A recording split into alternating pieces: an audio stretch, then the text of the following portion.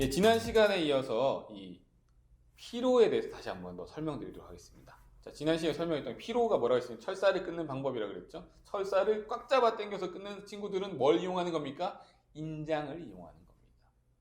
그 다음에 이렇게 철사를 이렇게 눌러가지고 끊으려고 하는 친구들 압축을 이용하지만 이게 압축은 잘 안 끊어질 거예요, 여러분. 그래서 피로를 이용, 피로.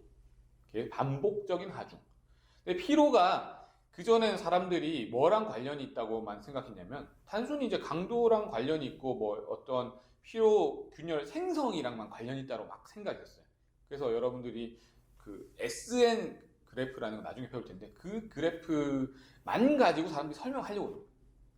그래서 그게 뭐 정설인 것처럼 막 모든 사람들이 다 그것만 갖고 이야기했는데 이게 어떤 이 페리스라는 연구자가 피로 균열이 생성, 만들어지는 것만 갖고 설명하려니까 안 맞더라, 잘. 그럼 뭘 고려해야 되느냐?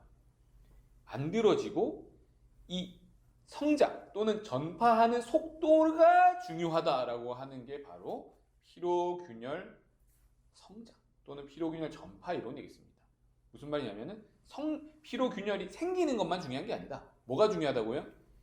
쭉 그냥 전파하는 거, 성장하는 거, 그게 중요한 거. 그것도 중요한 거다라는 거죠. 자, 예를 들어 보겠습니다. 비행기 예를 들어 보겠습니다. 자, 비행기에 만약에 그러니까 소재에는 균열이 무조건 존재할 수밖에 없어요. 무조건 어떤 균열이라는 게 눈에 보이든 안 보이든 존재하게 되겠습니다. 디펙트는 존재하죠, 그죠? 디스로케이션은 다 균열입니다. 어차피 원래 뭐 궁극적으로 따지면, 그죠? 그렇기 때문에 존재하는데 그게 어느 일정 크기가 돼야겠지, 이제. 자, 일정 크기가 되는 애들이 있는데 그런 애들이 그냥 성장하지 않고 가만히 있기만 하면 어떻겠습니까? 괜찮죠, 그죠? 괜찮습니다. 여러분들의 얼굴에는 없긴 하지만 점을 예를 들어서 이야기해 보겠습니다. 얼굴에 여기 만약 점이 있어요, 만약에. 점이 모든 사람 다 있어요. 점이 없는 사람 어디 있습니까, 그죠? 목에도 있을 수 있고 다 있습니다. 몸에 다 있습니다. 점이 그냥 있는 것 자체로 있는 자체면 어떻습니까? 괜찮죠, 그죠? 근데 점이 계속 커지면은 그거는 이제 뭐 어떤 병원에 가봐야겠죠. 계속 커진다, 성장한다 하면은 그런 이제 뭐 피부과에 가보던가 어떤 병일 수도 있고 어떤 뭐 유전적인 걸 수도 있겠지. 어쨌든 다른 거지. 그러니까 무슨 말인지 아시겠죠? 그래서 그냥 가만히 있는 것 자체는 괜찮을 수 있다라는 겁니다. 똑같은 겁니다. 자, 균열 같은 것들이 처음에 생성되는 것 자체만 갖고 보는 것은 한계가 있다. 그래서 그게 쭉 이제 성장하고 전파하는 것들이 전파하게 되면 이제 나중에 파괴가 발생하겠죠. 그죠? 그것에 대한 의미를 찾고자 했던 분이 바로 페리스입니다. 근데 페리스라는 사람이 그래서 이걸 주장합니다. 이 이야기를 하는 거예요, 사람들한테. 우리 균열 생성만 보지 맙시다. 균열 전파도 중요합니다. 제 의견을 다른 사람이 전파해주세요. 이렇게 전파도 중요하다고 이야기했는데, 근데 이거를 여러 군데 논문에 막 논문 투고라는 시스템이 있습니다, 여러분. 논문 투고가 뭐냐면, 우리 연구를 한 거 있잖아요. 연구를 하는 거를 누가 알아줘야 되거든요. 그죠? 누가 알아줘야 제 권리가 생기죠. 그죠? 저의 권리가 생깁니다. 그러면 열심히 연구해서 결과를 정리해서 그걸 뭔가 남들이 알아볼 수 있는 형태로 쓰는 것을 우리가 논문이라고 합니다. 논문을 쓰는데, 논문을 그냥 써가지고, 그냥 나는 논문 썼어 이렇게 하면은, 자, 일반 독자들도 논문을 읽어야 되잖아요. 그죠? 논문 읽어야 되는데 그 논문이 맞는 논문인지 틀린 논문인지 뭐 어떤 건지 솔직히 검증을 할 수가 없잖아요. 자, 소위 말하면 뭐가 있습니까? 여러분, 뉴스에도 가짜 뉴스가 있잖아요. 그럼 논문을 누가 많이 썼는데 이게 진짜 사실인지 가짜인지 판단을 해야겠죠. 진짜인지 가짜인지. 찐이냐 아니냐 이런 거 봐야 되겠잖아요. 그죠?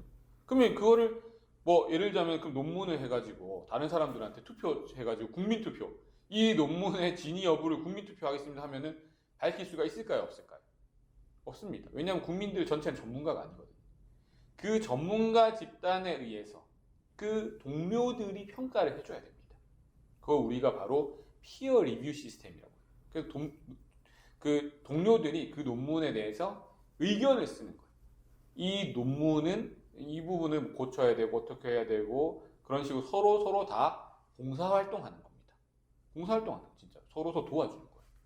그러면은 거기에 어떤 각각의 다 뭐 출판사들이 있어요. 출판사들이 있고 어떤 책들이 다 있을 겁니다. 책들이 다 있고 그래서 뭐 이런 여러 가지가 있는데, 그럼 이런 거죠. 그래서 여러 가지 이제 논문이 있는데, 이러면서 오디션 보는 거랑 같은 거예요. 오디션. 그래서 예를 들자면 딱 가가지고, 지금부터 제가 랩을 한번 해보겠습니다. 라고 해서 랩 막 해가지고 딱 말하는 거죠. 여러분, 저와 함께 갑시다. 이렇게 이야기하는데, 그런 식으로 이 논문도 보여주는 겁니다. 보여줘서 그 사람 평가를 해가지고 이걸 보고, 이거가 맞다, 아니다.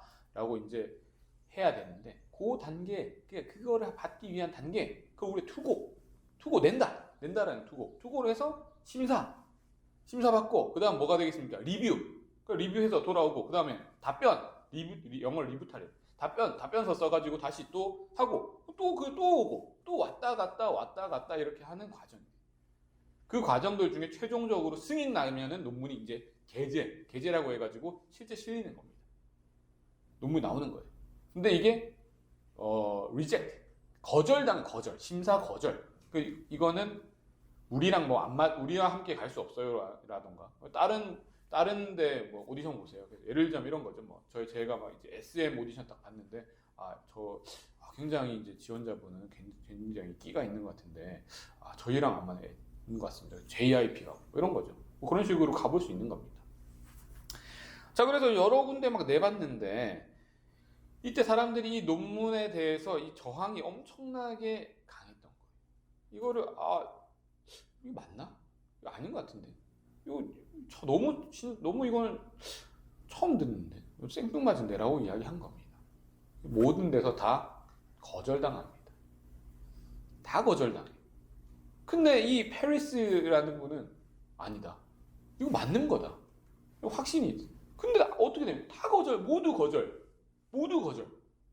낼 데가 없잖아요. 내긴 내야 되죠. 일단 왜냐면 자기가 한 것을 그래도 어딘가에 세상에 공포는 해야 되겠죠. 어디 내느냐? 워싱턴 대학 그냥 학교 그냥 교내 정기 간행물 뭐 대학내 이런 데 낸 거예요. 예를 들자면 대학내 표지 모델 뭐 있잖아요. 그런 데 낸 거예요. 예를 들자면. 그래서 뭐 물론 대학내에는 전화를 아니지만 여러분들 이해하기 쉽게 일부러 설명드린 겁니다. 뭐 다른 이제 전화명들이 있습니다. 실제로는 거기 낸 거예요. 그게 이름도 이상하죠? The Trend in Engineering이라고 되어 있습니다. 1961년. 자, 근데 이게 지금의 Paris Law입니다. 법칙이죠. 우리가 과학 역사에서 법칙이란 말을 아껴 쓰고 있습니다. 뉴턴 제1법칙, 2법칙, 3법칙, 연력학 제1법칙, 2법칙, 3법칙, 케플러 뭐 제1법칙, 2법칙, 3법칙. 법칙이라는 말을 언제 쓰느냐? law는 언제 쓰느냐? 이거는 이제 거의 정의에 정의라는 거죠. 맞다. 이거 우리가 인류가 다 생각했을 때 이건 확실히 맞다라고 하는 것을 우리가 법이라고 하고 우리가 law라고 이야기합니다. 그러니까 이게 받아들여지지 않았지만 실제로는 완전히 맞는 학설이었던 거죠. 그래서 여러분들도 이와 같이 지금은 여러분들이 아닌 것들이 있을 수 있지만 항상 이제 진짜 주관적으로 생각했을 때 이게 정말 맞다라고 생각한다면 계속적으로 밀고 나가는 그런 부분들이 굉장히 필요하다라고 볼 수가 있겠습니다. 자, 그 다음으로 보실 부분들은 이 용어 자체 하나만 기억하시면은 이번 강의에서는 굉장히 여러분이 얻어가는 게 있지 않을까. 이 8글자만 외우시기 바랍니다. 자, 따라해 보시기 바랍니다. 자, 선형, 탄성, 파괴, 역학. 뭐라고요? 선형, 탄성, 파괴, 역학. 이 8글자를 꼭 기억하시기 바랍니다. 잘 기억하셔야겠죠? 영어로는 뭐냐? 영어로는 linear, 선형, elastic, 이것도 탄성, fracture, 파괴, mechanics, 파괴, 역학, LEFM이라고 합니다. 자, 이 선형, 탄성, 파괴, 역학이 뭐냐? 파괴가 일어날 때 소성 변형 안 일어난다. 그럼 어떤 거가 적용되겠습니까? 아까 이야기했던 유리 같은 거 있잖아요. 유리는 막 이렇게 변형이 일어납니까? 아니면 파괴가 바로 발생합니까? 파괴가 바로 발생하죠. 그건 바로 선형탄성 파괴 역학입니다. 근데 금속 소재도 선형탄성 파괴 역학이 적용되는 소재가 있고 그렇지 않은 소재들도 있죠.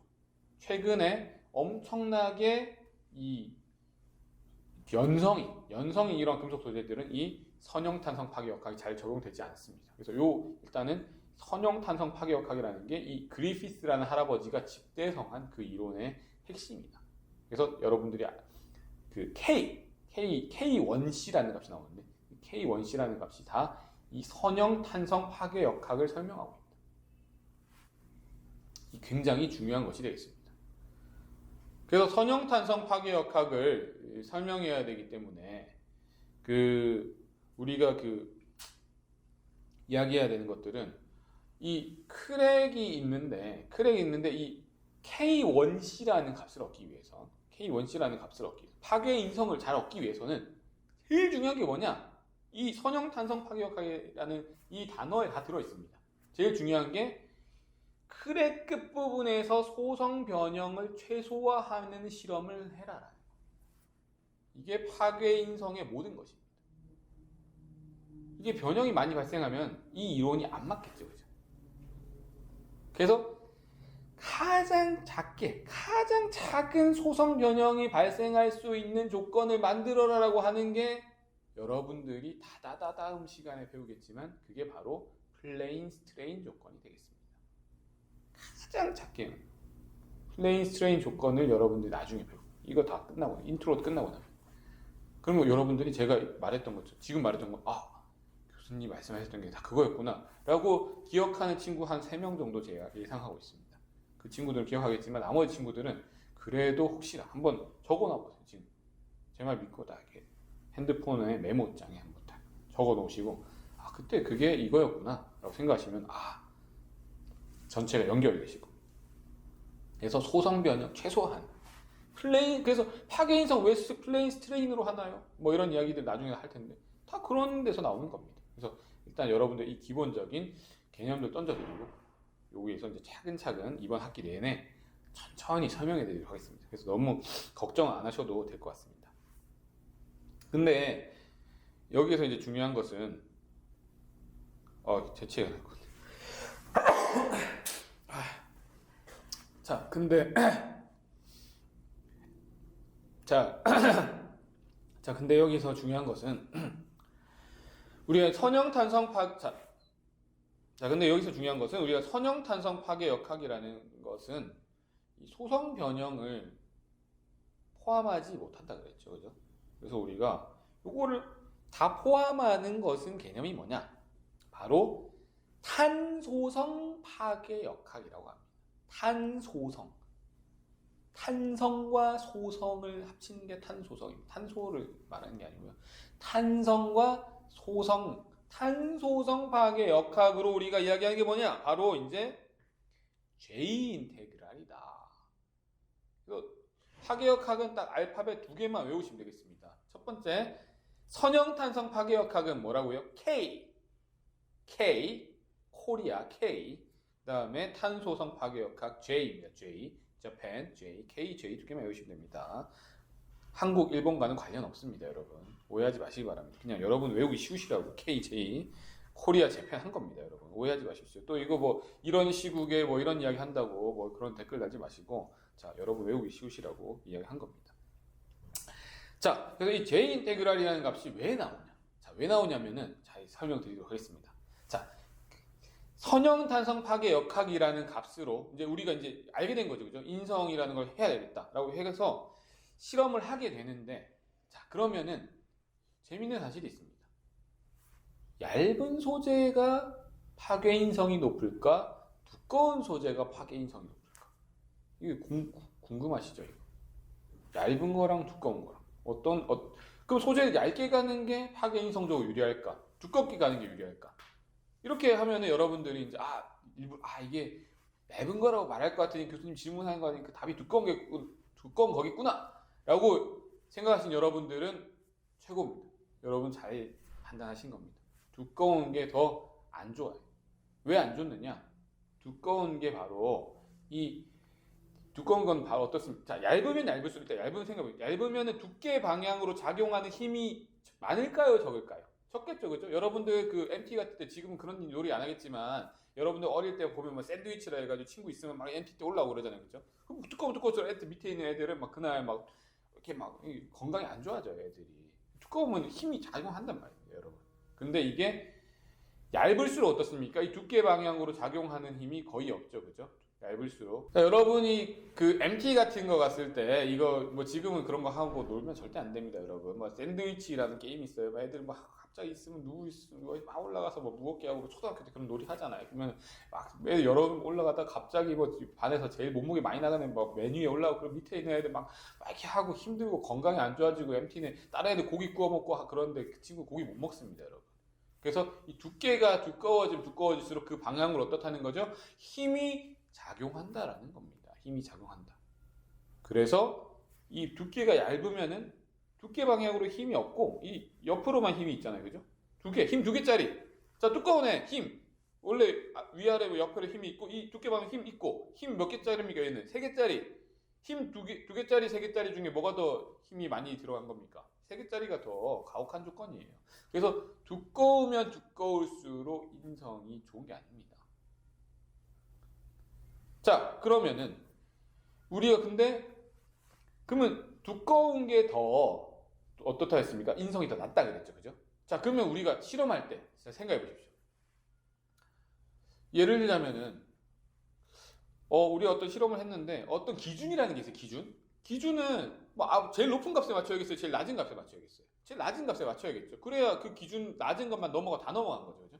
다 통과된 거니까. 그래서 그 기준을 넘어가는 게 굉장히 중요한 겁니다. 그러면은 이 파괴 인성의 기준은 얇은 시편으로 잡아야 될까요? 두꺼운 시편 잡아야 될까요? 뭐라고요? 두꺼운 시편입니다, 여러분. 맞습니다. 두꺼운 시편. 두꺼운 시편을 기준을 잡아야 그 기준 넘어가겠죠.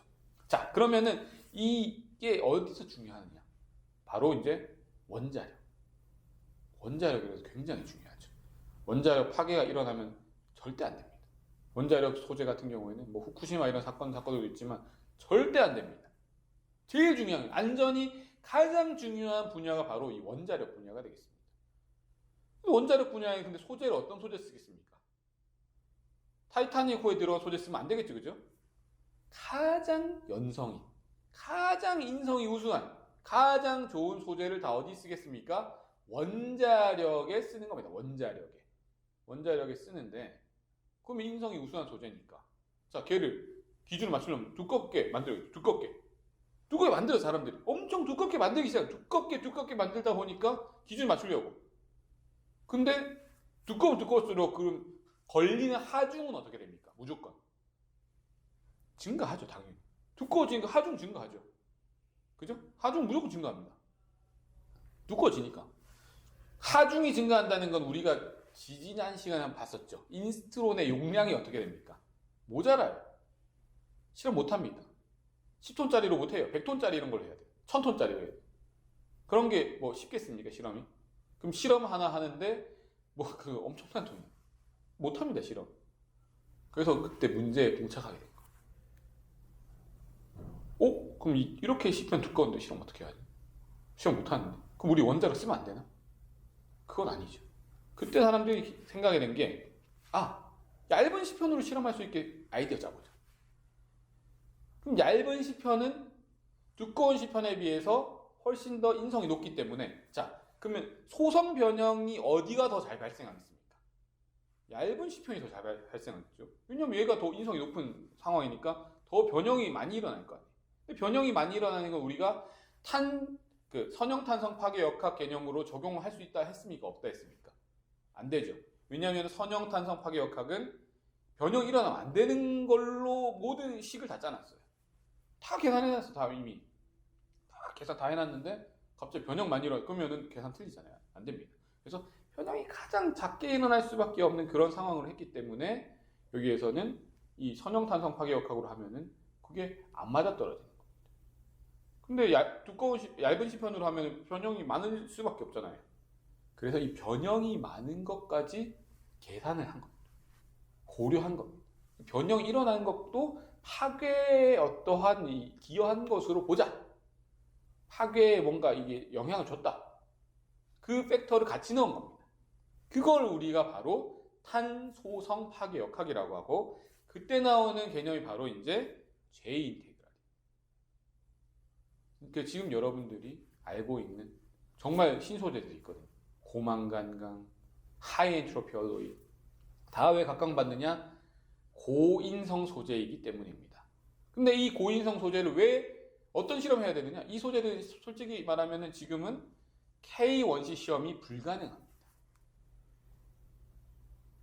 그 K1C 시험이 안 된다는 거를 사실은 제가 그 논문도 썼어요. K1C 시험이 안 된다. 이거는 J 인테그랄로만 시험해야 된다. 라는 논문도 제가 작성하였습니다. 그래서 그런 것처럼 이 J 인테그랄이라는 시험이 또 굉장히 중요한 시험으로 여겨지고 있습니다. 그래서 이 실험들을 사람들이 많이 최근에는 하고 있죠. 한 2, 3년 전인가요? 요 실험 하이 엔트로피 소재로 2, 3년 전이 아니고 좀 시간 전이 갔네. 요 소재로 그 J 인테그랄 실험, 하이 엔트로피 소재로 J 인테그랄 시험 한 결과만 딱 나온 게 바로 이 사이언스에 나왔습니다. 사이언스. 그래서 그런 것들이 굉장히 요즘 핫한 그런 토픽들이 되겠습니다. 그래서 앞으로는 이러한 파괴 역학뿐만 아니라 이런 미세 조직이랑 또 연관시키는 것들을 사람들이 많이 하려고 하고 있습니다.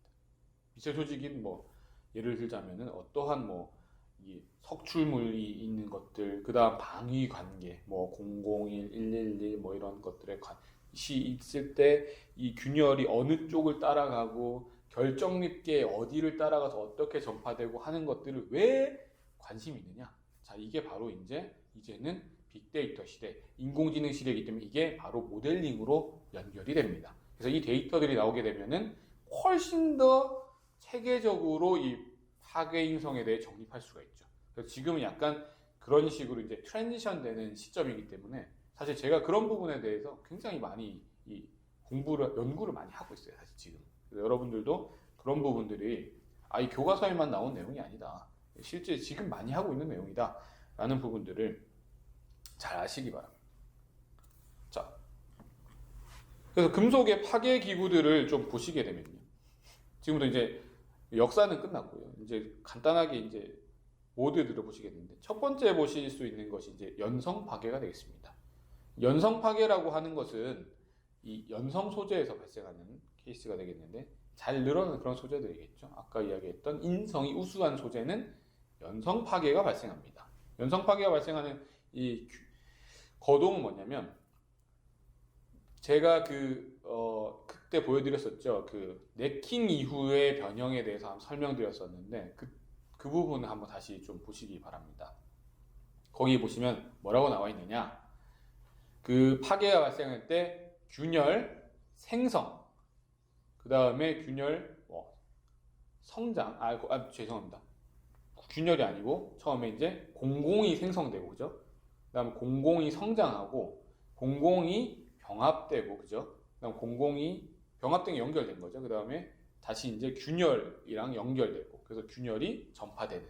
그래서 공공의 생성에서부터 균열의 전파까지 제가 설명을 드렸는데요. 그게 바로 뭐냐? 연성 파괴 거동입니다. 그러니까 여러분 미리 배우신 거예요. 그게 바로 연성 파괴 거동입니다. 다시 한번 설명드리겠습니다.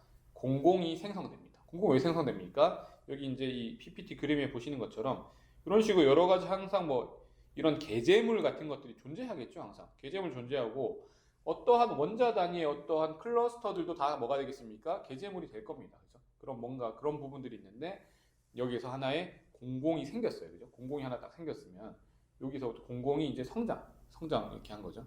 성장한 다음에 얘들 여러 공공들이 이렇게 공공 여러 개 있는데 이렇게 서로 결합돼서 병합된 거죠. 그다음 얘들이 뭐가 됩니까? 균열로 이제 균열이 되고 균열이 전파하는 겁니다. 그러면은 이게 바로 연성 파괴 거동이 되겠습니다. 자, 그 다음에 두 번째 보시는 것은 취성 파괴입니다. 잘 깨지는 소재입니다. 잘 깨지는 파괴가 잘 발생하는 소재. 취성 파괴는 어떤 식으로 발생하느냐? 아까 이야기했던 것처럼 공공 생기고 이러한 여유가 없습니다. 얘들은 여러분 유리 깨질 때 뭐 시간 지난 다음에 나 깨져야지 점점 깨지는 거 아니잖아요. 그죠? 바로 깨집니다. 그죠?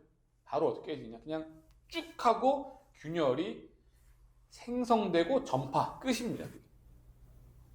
공공의 이런 개념이 없어요. 공공 뭐 이런 거 할 필요가 없고 균열 생성, 균열 전파 끝. 두 단계로 그냥 나뉘는 겁니다. 균열 만들어지고 그죠? 처음 예를 들자면 여러분들이 그 유리판 같은 거 그냥 원하는 방향으로 아니면 반도체 같은 거 이런 거 실험해 보신 분들은 실리콘 베이퍼 이런 것들을 이제 커팅할 수 있는데, 그럼 어떻게 하냐면 칼 같은 걸로 있잖아요. 미리 흠집만 딱 내놓고 이게 툭 하면은 바로 탁 갈라지거든요. 그게 취성 파괴입니다. 바로 그쪽 나가는 거잖아요. 균열 생성, 균열 생성시키죠. 전파 딱 바로 한 겁니다. 그게 바로 이제 이 취성 파괴가 되겠고요. 그래서 이 취성 파괴는 이제 크게 두 종류로 나뉩니다. 하나는 이제 입내 파괴. 입내 파괴가 그냥 입내 파괴를 일반적인 취성 파괴라고 이야기하죠. 입내 파괴라고 하는 거는 결정립 내부로 이렇게 따라가는 이런 식으로 이렇게 따라가죠. 이렇게 따라가는 것을 입내 파괴라고 이야기하고요. 그다음 입계 파괴라는 것이 있습니다. 이거는 결정립 계를 따라가는 겁니다. 그레인 바운더리를 따라가는 거니까 이런 식으로 보시는 것처럼 이렇게 이 결정립 계를 이렇게 따라갑니다. 그래서 이 이름은 뭐라고 하냐면 취성 파괴에서 이제 입내 파괴를 이제 입내라고 하면 이제 인트라 그래뉼라 프랙처라고 인트라 또는 트랜스 그래뉼라 프랙처라고 합니다. 왜냐 트랜스라는 건 지나간다, 전파한다 이런 뜻이거든요. 그러니까 트랜스포트 이런 트랜스포테이션 교통이잖아요, 그죠? 그다음 입계 파괴라고 하는 거는 인터그래뉼라라고 합니다. 그래서 입계 파괴라는 용어도 많이 쓰고 영어로 인터그래뉼라라는 용어도 쓰는데요. 이 세 가지 케이스 중에서 순서대로 제가 쓴 게 제일 좋은 게 1번입니다. 그래서 이 연성 파괴가 일어나는 게 제일 좋고요. 1등. 그다음 그나마 어쩔 수 없이 취성 파괴 어쩔 수 없지만 제일 나쁜 케이스가 입계 파괴가 일어나는 것이 제일 나쁜 케이스입니다. 자, 왜냐면은 이 결정립계, 그러니까 입계라고 하는 것은 그레인 바운더리 하는 것은 여러분들이 이제 재료 실험을 들어본 학생들은 아실 텐데 그 폴리싱 같은 거 해보시고 그다음에 애칭해 보시잖아요. 애칭해 보면은 어디가 애칭이 됩니까? 그레인 바운더리 결정립계가 애칭이 되죠. 결정립계가 애칭된다는 거는 결정립계가 에너지적으로 가장 어떻다는 겁니까? 가장 높다. 불안정한, 걔들 불안한 애들. 자, 그러면은 결정립계는 애초에 어떤 애들입니까? 우리가 취약할 것이라고 판단할 수 있는 애들이에요. 그럼 우리가 어떻게 해야 되겠습니까? 그것이 취약하지 않도록 만드는 것이 소재를 만드는 사람들의 핵심이 되는데 취약한 부분이 더 취약해진 경우가 바로 입계 파괴가 되는 겁니다. 왜 더 취약해지느냐? 편석이라는 것들이 발생합니다. 편석이 뭐냐면은 어떠한 원자나 어떠한 계제물 이런 것들이 결정립계에서 존재하는 것들을 의미합니다. 그걸 우리가 편석이라고 하는데 결정립계에 존재할 수 있겠죠. 왜냐면은 걔들이 넓은 자리 가고 싶으니까 결정립계에 있는 데는 공간이 넓거든요. 그래서 거기에 위치하고자 하는 것들은 그럴 수 있는데 그것이 위치하지 못하게 소재를 만들어줘야 됩니다. 왜냐하면 결정립계에 위치하게 되면 안 그래도 결정립계가 더 약한데 편석이 일어나면은 그러한 입자들은 다 취성이거든요. 취성상입니다. 그러면은 그 입자들을 따라서 파괴가 계속 발생하게 되는 거죠. 예를 들자면은 그림으로 여기 잠깐 표현을 해보도록 하겠습니다. 자, 만약에 이런 결정립계에다가 이러한 입자들이 하나씩 있다라고 결정립계 이렇게 입자들을 하나씩 표현해 보겠습니다. 그럼 입자들이 이렇게 있으면은 이 균열이 전파될 때 그럼 입자들을 따라서 여기서 이런 식으로 가고 그다음에 여기서 또 이런 식으로 하고 여기서 또 이런 식으로 하고 이렇게 전파할 수 있다는 거죠. 그러니까 최악의 케이스가 됩니다. 그래서 입계 파괴가 일어나지 않도록 하는 것이 굉장히 중요하다. 그래서 다시 설명드리면 금속의 파괴 기구는 일단 크게 두 가지 연성 파괴와 취성 파괴로 나눌 수 있고요. 그다음 취성 파괴는 다시 입내 파괴와 입계 파괴로 나뉜다. 이렇게 정리할 수가 있겠습니다. 네, 감사합니다.